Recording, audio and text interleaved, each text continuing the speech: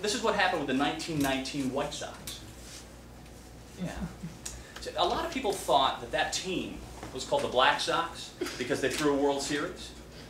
Actually, it's because their owner wouldn't pay them fairly for their superior skill sets. The White Sox, Chicago's Southsiders, they last won the World Series in 1917.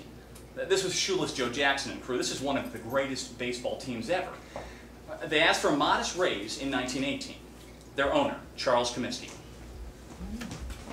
You're thankless. Lucky to have jobs. And by the way, wash your own uniforms.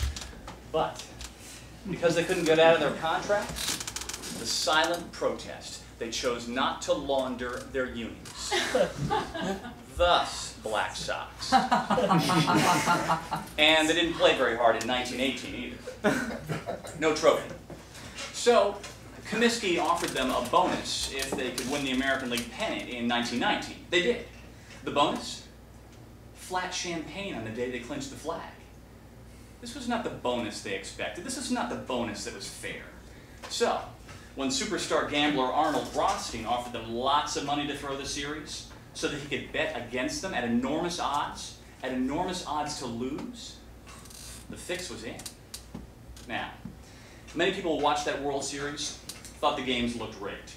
Arnold Rothstein denied involvement, even staged an indignant refusal to participate in so nefarious a scheme.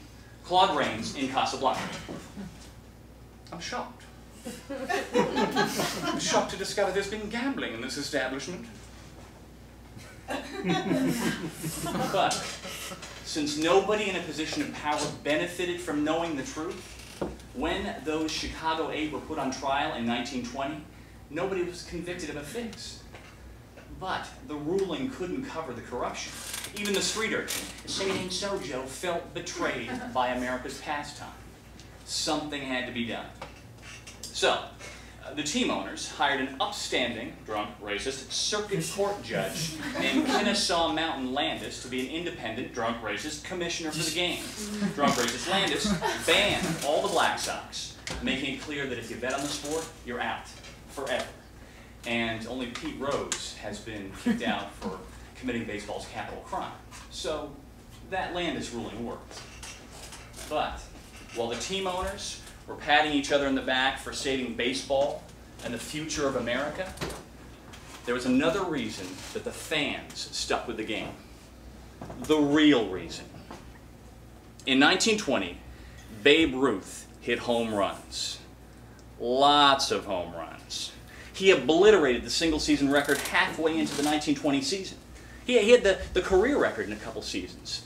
George Herman Ruth often hit more home runs in a season than other teams did. Now, in the old game, in the hit 'em where they ain't game, the guys would have to cheat, scratch, and claw for that one run at a time win. When the great John McGraw would head for home, if the ump wasn't watching, he'd skip third base. I'm fast. But the Babes' homers were on the up, up, up and up.